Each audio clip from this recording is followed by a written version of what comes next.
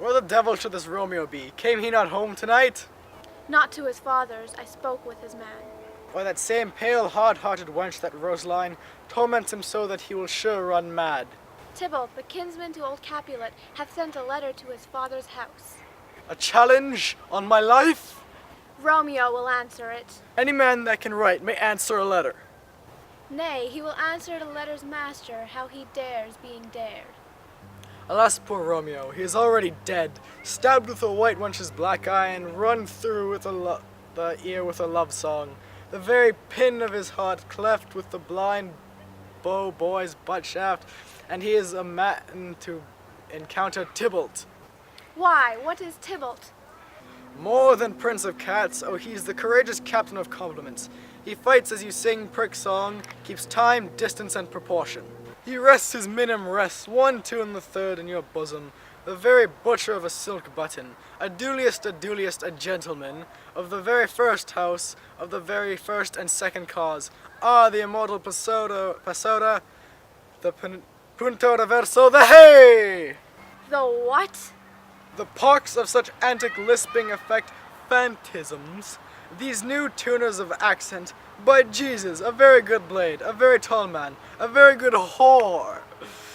Why is not this a lamentable thing, grandsire, that we should be thus afflicted with these strange files, these fashion mongers, these pardon me's, who stand so much on the new form that they cannot sit at ease on the old bench? Oh, their bones, their bones! Here comes Romeo, here comes Romeo. Without his roe, like a dried herring, oh, flesh, how art thou fishified? Now is he for the number of that Petrarch flowed in. Laura to his lady was a kitchen wench. Mary, she had a better love to beheam her. Ditto a doughty Cleopatra, a gypsy, Helen a hero. Buildings and harlots, Thebes a grey eye or so, but not to the purpose. Signor Romeo, bonjour, there's a French salutation to your French slop. You gave us the counterfeit fairly last night. Good morrow to you both. What counterfeit did I give you? The slip, sir, the slip. Can you not conceive? Pardon, my good Mercutio. My business was great, and in such a case, a man as mine, a man may strain courtesy. That's as much as to say such a case as yours constrains a man to bow in the hams. Meaning to curtsy. Most kindly hit it. A most courteous exposition. Nay, I am the very pink of courtesy. Pink for flower. Right. Why, then my pump is well flowered. Shew it, follow me this jest now till thou hast worn out thy pump, that when the single soul of it is worn, the jest may remain after the wearing solely singular. Oh, single-souled jest, solely singular for singleness. Come between us, good Benvolio, my wits faint.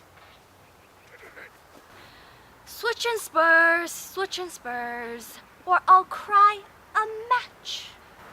Nay, if our wits run the wild goose chase, I am done, for thou hast more in the wild goose in one of thy wits than I am sure I have in my whole 5. Was I with you there for the goose? Thou was never with me for anything if thou was not there for the goose. I will bite thee by the ear for that jest. Nay, good goose, bite not. Thy wit is a very bitter sweeting, it is a most sharp sauce. And it is not, then, well served with a sweet goose? Oh, here's a wit of Cherville that stretches from an inch narrow to an ell broad. I stretch it out for that word broad, which, added to the goose, proves the far and wide a broad goose. Why is it not better now than groaning for love? Now art thou sociable, now art thou Romeo, now art thou without art by art as well as by nature. For this Driveling love is like a great natural that runs lolling up and down to hide his bubble in a hole. There, stop there. Thou desirest me to stop my tail against the hair? Thou else wouldst have made thy tail large. Thou art deceived. I would have made it short, for I was come to the whole depth of my tail, and meant indeed to occupy the argument no longer. Here's the good gear. A sail! A sail! Tutu, a shirt and a smock. Peter! And on? My fan, Peter. Good Peter, to hide her face, for her fan's a fairer face. God you good morrow, gentlemen. God you good e'en, fair gentlewoman. Is it good in? 'Tis no less, I tell you, for the body hand of the dial is now upon the prick of noon. Out upon you! What a man are you? One gentlewoman that God hath made himself to mar. By my troth, it is well said, for himself to mar, quoth he. Gentlemen, can any of you tell me where I may find the young Romeo? I can tell you, but young Romeo will be older when you have found him than he was when you sought him. I am the youngest of that name, for fault of a worse. You say well. Yea is the worst well, took I faith wisely. If you be he, sir, I desire some confidence with thee. She will indict him to some supper. A bawd, oh ho. What hast thou found? No hair, sir, unless a hair, sir, in a lantern pie that is something stale and a whore ere it be spent. An old haw is very good meat in Lent, but a hare that is haw is too much for a scaw when it haws ere but it be spent. Romeo, will you come to your father's well to dinner thither? I will follow you. Farewell, ancient lady, farewell, lady.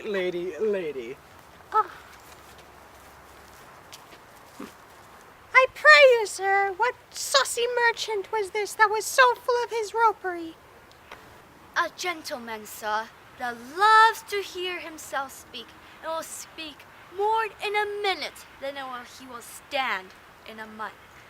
An he speak anything against me, I'll take him down, and he were lustier than he is than 20 such jacks. And if I cannot, I'll find those that shall. Scurvy knave, I am none of his flirt girls, I am none of his skinning mates.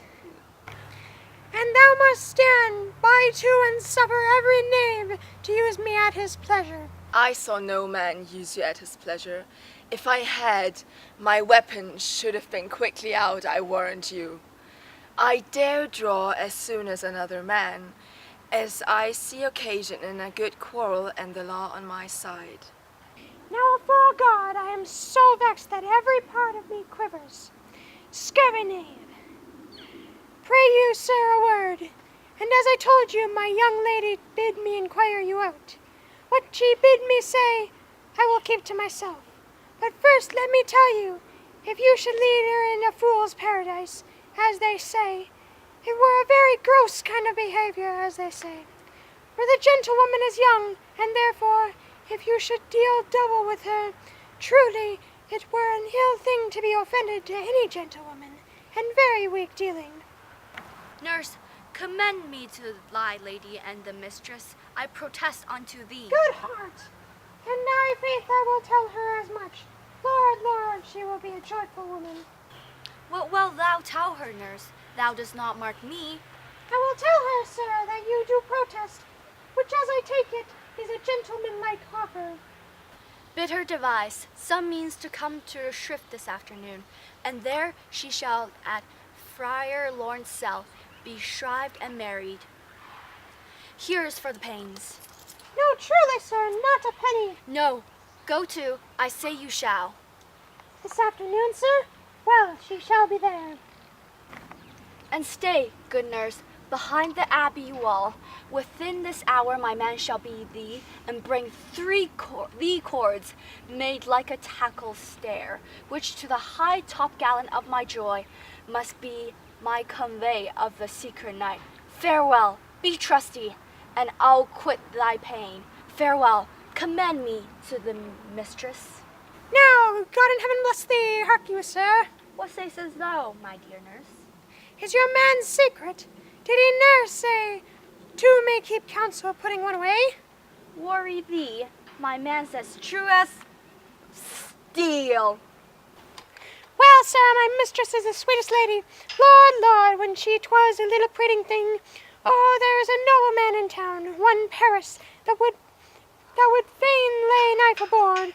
But she, good soul, had as lieve see a toad, a very toad, as see him. I anger her sometimes, and tell her that Paris is a proper man. But I'll warrant you, when I say so, she looks as pale as any clout in the Verso world. Doth not Rosemary and Romeo begin with the letter? Aye, nurse, what of that? Both with an ah. Ah, Mucker, that's the dog's name. R is for the... No, I know it begins with some other letter, and she hath the prettiest sententious of it, of you and Rosemary, that it would do you good to hear it.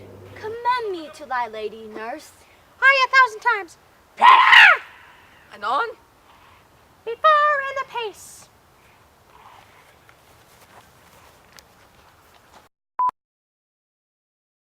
Commend me to the light boy.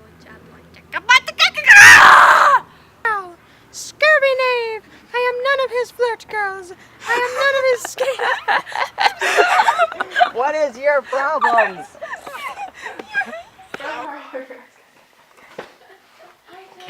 Caleb, no.